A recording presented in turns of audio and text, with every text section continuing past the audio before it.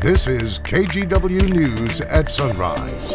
This half hour on Sunrise, the latest on the project to build a new I-5 bridge connecting Oregon and Washington. We're going to hear from people who live in Hayden Island, pushing back against the latest proposal for that new bridge. Their concerns in just a moment. Plus, there's so many people that don't believe reindeer exist. A lot of people think they're elk, which obviously they're not. Obviously, right? We're getting a look at some real Christmas magic. We're talking reindeer, but there are only a few left in the state, and they're all on this one farm.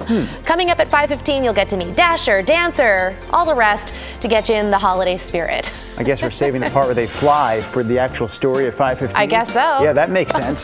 Check this out. Some more holiday magic on the Sunrise Show this morning, thanks to Eric Patterson's location. That is the Silverton Christmas Market, which is happening now through the end of the month. It is a terrific lights display. Lots of fun out there, too. They have a snowless tubing hill that I think Eric is going to check out before the morning is through. So again, this is all happening at the Oregon Garden Resort through the end of this month, the Silverton Christmas Market. That place is always so pretty, and I just love the light displays, the gigantic gifts, the big old decorations and everything. What's not to love? It brings light to this dark time. Oh, Chris. So poetic. Happy to see Christine back, by the way. Brenda still has the day off, as does Mr. Rodney Hill, so that's why Chris McGinnis is back in the saddle. Back at it. All right, let's show you some more light. Maybe a couple of downtown lights with looks like the top of the U.S. Bank Tower there has little festive green and red on it too. And of course you can see the cloud cover that's hanging over downtown Portland, and in some cases fog. It's 36 degrees at PDX. Elsewhere, this is the key thing here for this morning compared to yesterday. Most of our reporting sites, at least in the Willamette Valley, are above the freezing mark. It's 35 in King City. Happy Valley, that's up at 1,000 feet. That's 32. Hopping over the Cascades, obviously colder in that side of the state. 27 right now, Bend, 22 in Pendleton. All right, the plan for today, lots of clouds. Guys, I don't think the clouds are going anywhere. In fact, we may even squeeze out a little drizzle. It's one of those kind of days with highs in the low 40s. I guess it's kind of boring. The weather gets a little more interesting later tomorrow night into Thursday. I'll have that forecast for you in just a few minutes. Okay, thanks, Chris. It is a project leaders in Oregon and Washington have been talking about for decades. We're talking about how to best replace the I-5 bridge between the two states in preparation for a major earthquake. But people living on Hayden Island are worried about the impact the current proposal for the bridge could have on their community. Christelle Kumwe was at a meeting last night and has the update. The project to replace the aging interstate bridge is now in year 3.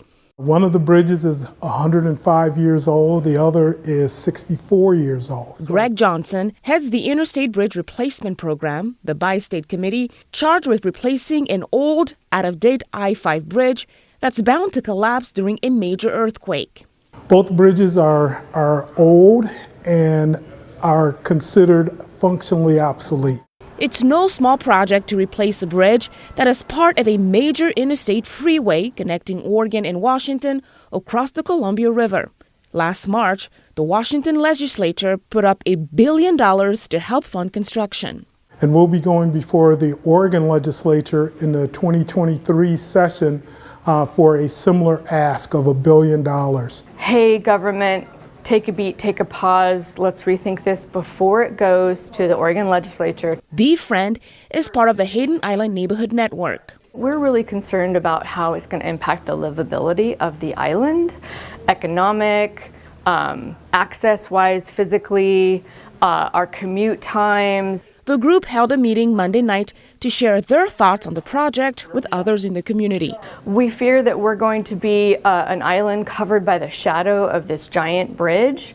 And are we going to just have more tent encampments underneath? We are trying to listen well, and we're trying to hear the community. Johnson was also in the room discussing the matter in hopes of finding common ground. And making sure that folks understand there is no perfect solution that makes everyone 100% happy.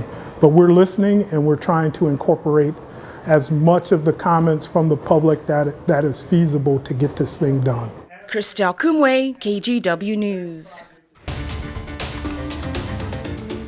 We have an update on a story we've been covering for the last few months. The man known as the jogger rapist will walk out of prison next week. This morning, we're hearing from one of his victims who wants the state to change his sex offender status. Right now, Richard Gilmore is classified only as a level 1 sex offender. So that means the community will not be notified when he finishes his time in transitional housing in Northwest Portland. Gilmore confessed to attacking 9 girls and women back in the 1970s and 80s. But because of the statute of limitations rule at the time, Gilmore was only convicted of raping one 13-year-old girl. He spent more than 3 decades behind bars because of it. Gilmore's victim, Danielle Tudor, says he should be considered higher risk.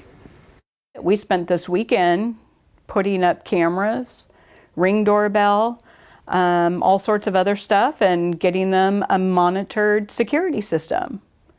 Because I take that threat that seriously. So, you know, we knew this day was coming, but it is very surreal and it is very scary. Again, Gilmore will be released next week. He'll also be on active supervision for at least 3 years.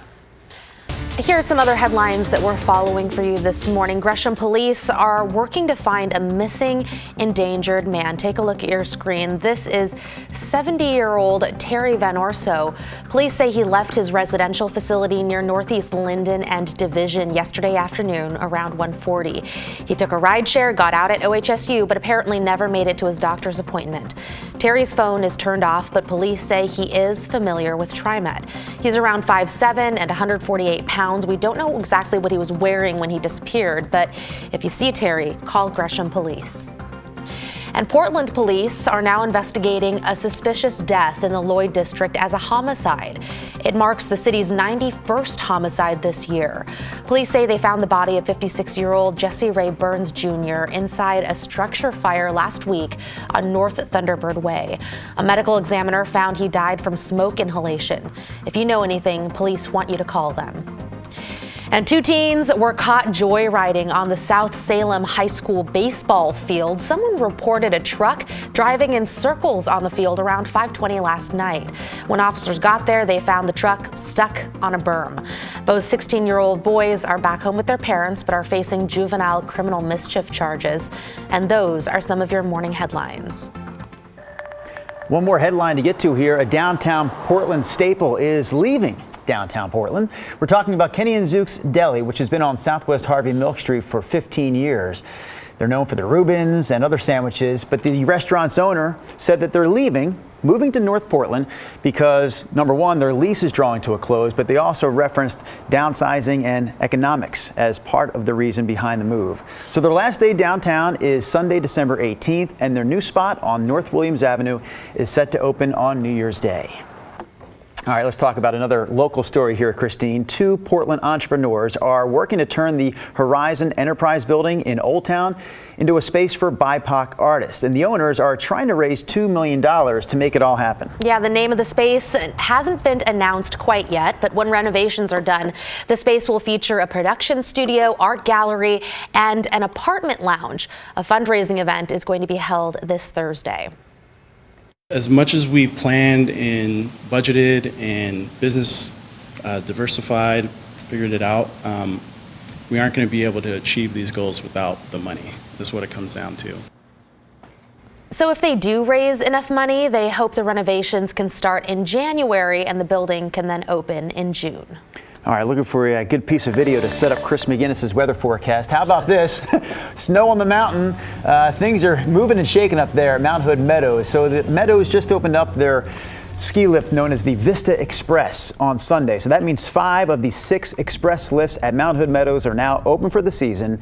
Lift tickets, lessons, rentals, they're all available right now through Mount Hood Meadows website. There's your snow, Chris McGinnis. That is a beautiful shot, that bluebird. Yeah, and there will be more of that. And we're going to add to that snow as we get into our 7-day forecast. The Catskills are going to do great. So setting up for another good weekend. Down here, no worries about snow. Okay. We had a little flirtation with it over the weekend. I don't think we're going to have to worry about that, but we are waking up to a foggy, cloudy morning. This is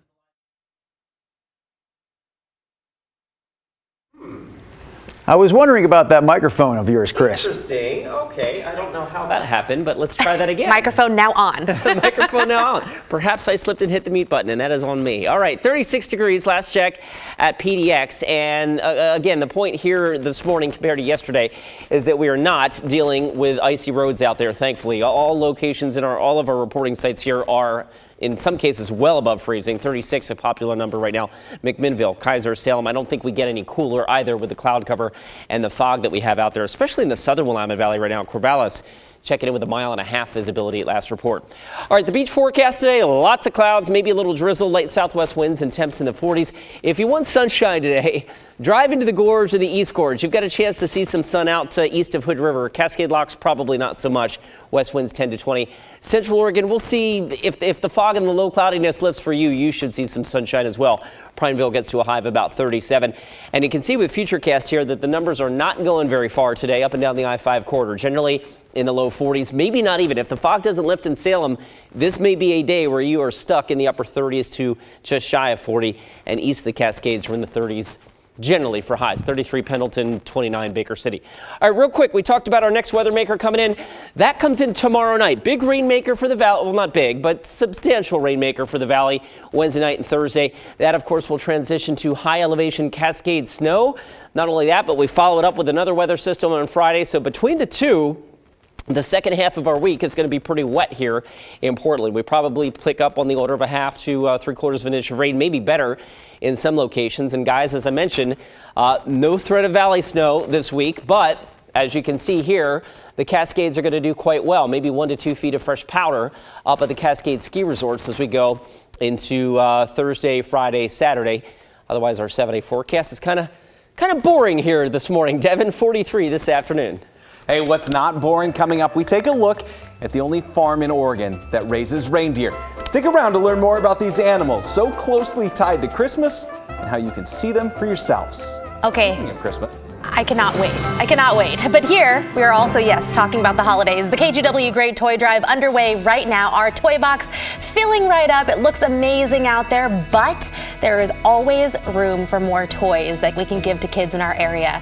If you want to give to the KGW Great Toy Drive, it's super easy. Just use the camera on your phone right now, point it at the QR code on your screen.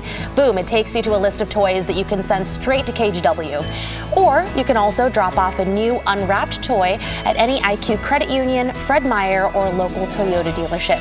This is your chance to help bring a little more joy to local kids this holiday season.